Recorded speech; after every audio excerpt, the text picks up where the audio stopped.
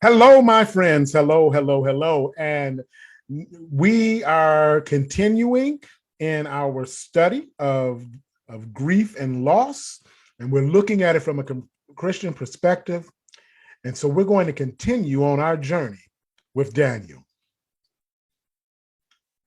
One day, Daniel's wife came into the bedroom and she saw him in the bathroom that was connected to the bedroom. He was washing his face. He came out, he got dressed, and he told her, he said, let's take the family, let's go to the park, let's spend some time together. He had a different look on his face, a different shine in his eye, and his voice was different. Everything about him was different. And his wife looked at him and she said, what's going on? He looked at her, he said, I have cancer. I don't like that. I wish that it was different, but I have cancer. But you know what? I'm not dead. And I still have the ability to fight and beat this thing. And I'm going to take whatever life I have left. I'm going to make sure that I take advantage of it.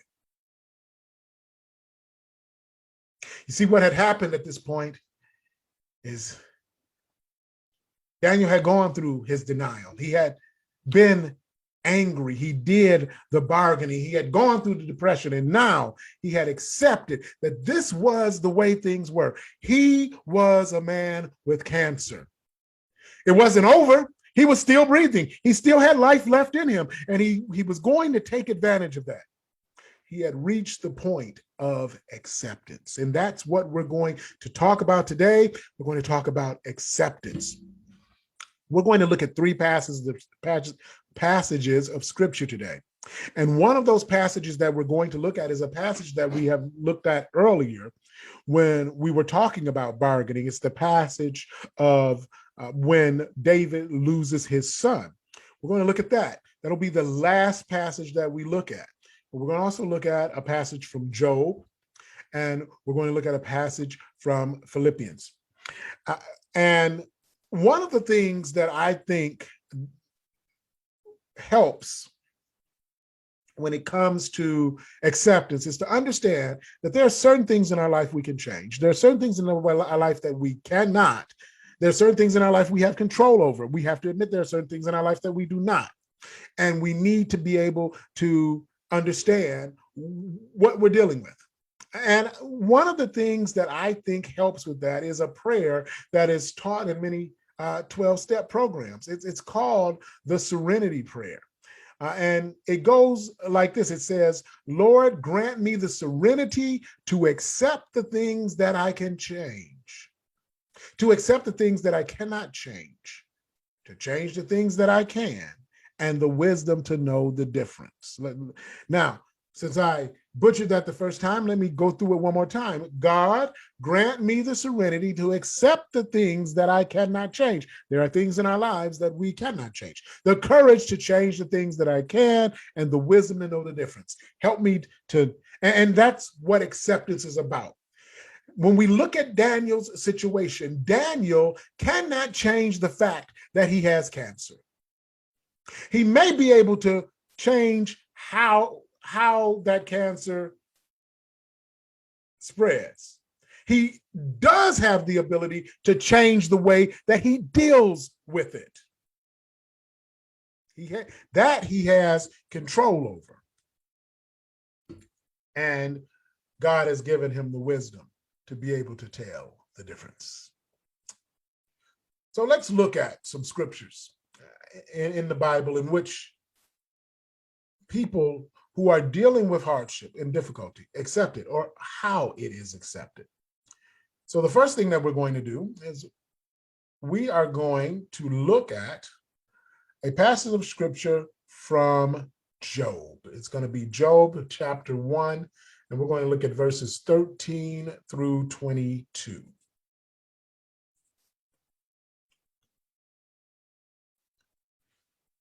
One day when Job's sons and daughters were feasting and drinking wine in the older brother's house, messengers came to Job and said, the oxen were plowing and the donkeys were grazing nearby, and the Sebans attacked and made off with them. They put the servants to the sword, and I am the only one who has escaped to tell you. While he was still speaking, another messenger came and said, the fire of God fell from the heavens and burned up the sheep and the servants, and I am the only one who has escaped to tell you. While he was still speaking, another messenger came and said, the Chaldeans formed 3 raiding parties and swept up on your camels and made off with them. They put the servants to the sword, and I am the only one who has escaped to tell you. While he was still speaking, yet another messenger came and said, your sons and daughters were feasting and drinking wine in the oldest brother's house, when suddenly a mighty wind swept in from the desert and struck the 4 corners of the house. It collapsed on them, and they are dead. And I am the only one who has escaped to tell you. Then Job got up. He tore his robe and shaved his head. Then he fell to the ground in worship and said, naked I came in from my mother's womb, and naked I will depart. The Lord gave, and the Lord has taken away. May the name of the Lord be praised. In all this, Job did not sin by charging God with wrongdoing. Give me the understanding of those things that I cannot change. Job can't change this. It has happened. And and in that he has accepted. Today was not a good day. I lost a lot. But naked I came into my mother's womb.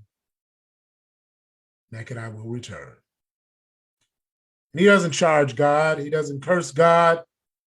He accepts that this is the way things are, because he cannot change it. Lord, give me the serenity to accept the things that I cannot change. And in so doing,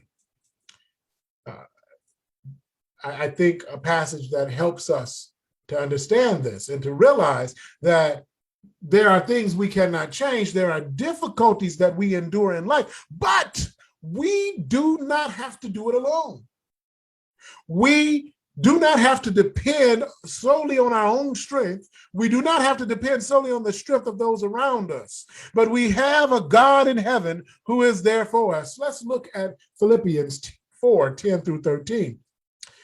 Paul writes, I rejoice greatly in the Lord. At the last, you renewed your concern for me. Indeed, you were concerned, but you had no opportunity to show it.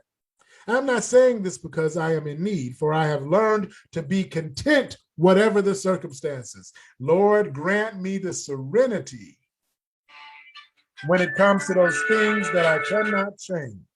Grant me the serenity.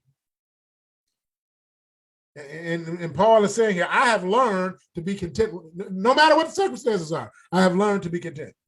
I know what it is to be in need. I know what it is to have plenty. I have learned the secret of being content in any and every situation, whether I'm fed or hungry, whether I am living in plenty or want. I can do all things through him who gives me strength. What Paul is saying here is, if I got a lot of food in my belly or I'm hungry, if I got a lot of money in my pocket or I'm poor, I've learned to be content in all of those situations, and I know that I can get through those situations when I am with God. When God is with me, I have learned how to be able to deal with those situations. Lord, grant me the serenity to accept the things that I cannot change. And that is what Paul is saying here. I'm going to be content, whatever the situation. It might be a situation I can't change, but I'm going to be content with it. That's what Job said. I'm going to accept this because I can't change it anyway. Now, let's go back to that scripture in which we went over earlier this week. And I'm not going to read the whole thing, but we know that this is the scripture that where David is losing his son. And I'm actually going to start at verse 18. So what happened beforehand is David he's praying. He's praying to God, God, please save my son. Please don't take my son from me. On the seventh day, the child died. David's attendants were afraid to tell him that the child was dead, for they thought, while the child was still alive, he wouldn't listen to us when we spoke to him. How can we now tell him the child is dead? He may do something desperate. David noticed that his attendants were whispering among themselves, and he realized the child was dead. Is the child dead? He asked. Yes, they replied, he is dead. Then David got up from the ground after he had washed, put on lotion, and changed his clothes. He went into the house of the Lord and worshiped. Then he went to his own house. At his request, they served him food, and he ate. His attendants asked him, why are you acting this way? While the child was alive, you fasted and wept, but now the child is dead, you get up and eat. He answered, while the child was still alive, I fasted and wept. I thought, who knows, the Lord may be gracious to me and let the child live. But now that he is dead, why should I go on fasting? Can I bring him back again? I will go to him, but he will not return to me. Acceptance. Lord, grant me the serenity to know those things that I cannot, to accept those things I cannot change. He knows that he cannot change this. The child is gone. He doesn't want it to be that way. He wished that it wasn't, but he has accepted it. Job didn't want to lose all that he had lost, but it was gone. He had accepted it. Paul, when he looks at life, he says that whether I'm well fed or hungry, I can get through it because God strengthens me. He accepts it. Daniel has cancer. He can't change the fact that he has cancer. He has accepted it. Now, understand, one thing I want you to understand about acceptance is that in certain cases, in the case of a loss of a loved one, there's nothing you can do to change that. You get to the point where you accept that that person that had been so pivotal in your life is no longer there. In the case of an illness, sometimes acceptance just means you accept that you have it. Daniel has cancer. He's accepted that. That doesn't mean he stops fighting. That doesn't even mean that he stops living. That doesn't mean that he stops striving to try and get better. No, that's not what acceptance is about. And I think that's important to talk about, is that Daniel has accepted that he has this disease, but that doesn't mean that he's giving up. And once again, he's not walking alone. He has his wife there right beside him. He has his church family there right beside him. He has his 4 children there right beside him. But you know, most importantly, he has a God that is with him. He can get through this. He can get through this through God who gives him strength. And for all of us, regardless of where we may be in these stages of grief, where we might be in dealing with loss, we can withstand it. We can get through that initial shock and denial. We can get through the anger. We can get past the bargaining. We can get through the depression. How can we do this? We can do this through Christ, through God, who gives us strength. As we asked him, Lord, give me the serenity to accept those things that I cannot change. Give me the courage to change those things that I can, and give me the wisdom to know the difference. Yes, we can do that because God is with us. God bless you.